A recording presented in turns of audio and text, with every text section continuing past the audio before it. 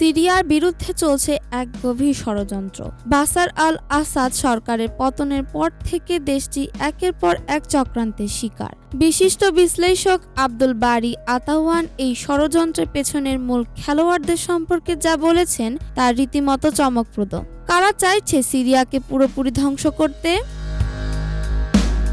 আব্দুল বারী আতাওয়ান তার বিশ্লেষণে বলেছেন, সিরিয়ার বিরুদ্ধে ইসরায়েলের আগ্রাসন নতুন কিছু নয়। দখলদার বাহিনী সিরিয়ার দারা প্রদেশে বোমা হামলা চালিয়েছে, যার তীব্র নিন্দা জানিয়েছে সিরিয়ার বর্তমান সরকার। কিন্তু প্রশ্ন হচ্ছে, আন্তর্জাতিক সম্প্রদায় কি আদৌ এই আগ্রাসন বন্ধ করতে আগ্রহী?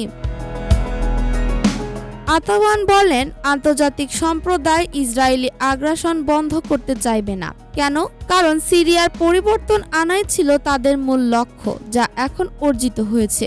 নতুন সরকার ইসরায়েলের জন্য হুমকি নয়, বরং তারা কূটনৈতিক সম্পর্ক রাখতে আগ্রহী। তাহলে কি সিরিয়ার জনগণের দুর্ভোগ তাদের কাছে মূল্যহীন?